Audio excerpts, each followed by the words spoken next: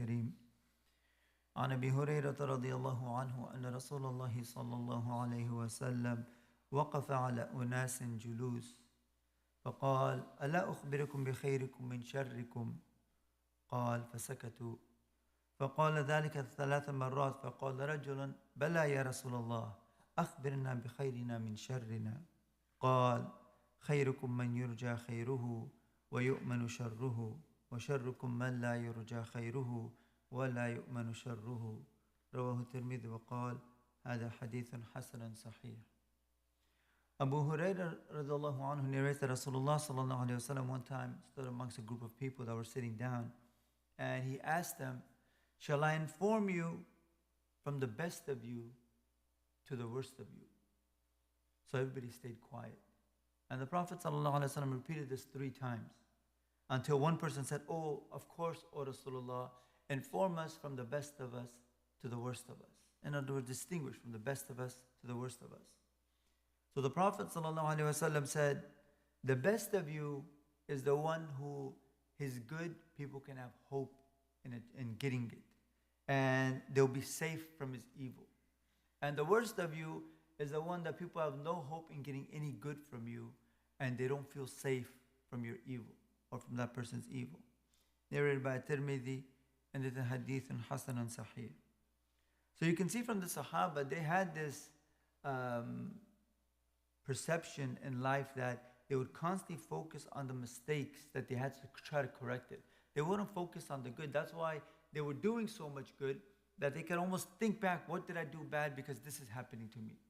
But when the Prophet ﷺ poses this question, he could have said, okay, the best of you, we're going to start Abu Bakr, Umar, Ali, Uthman, Ali, and keep going all the way down till he names someone last.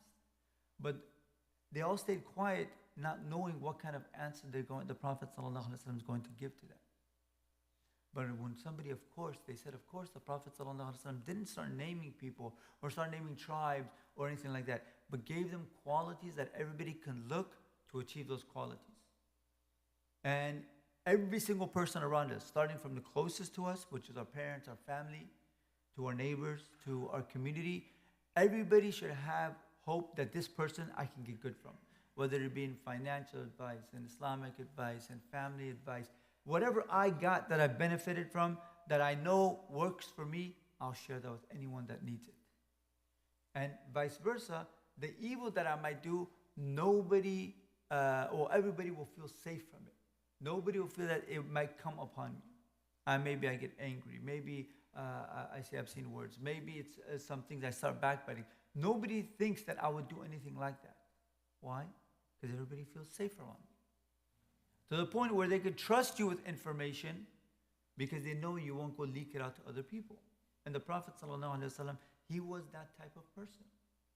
Even his enemies had trust that he's someone trustworthy, and if I say something to him, he's not going to say to anyone.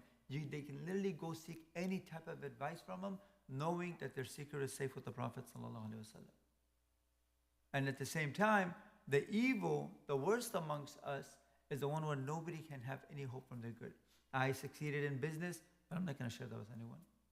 I succeeded in school. There's a lot of methods I had to get A's. I don't share that with my classmates, with my friends. I keep it to myself. No one can get any good from me. Even when I'm doing such good things like praying salat at the masjid, reading hadith, reading ayat, I get this understanding that helps me, but I don't share that with people. This is actually a sin for somebody to have knowledge and keep it as a secret.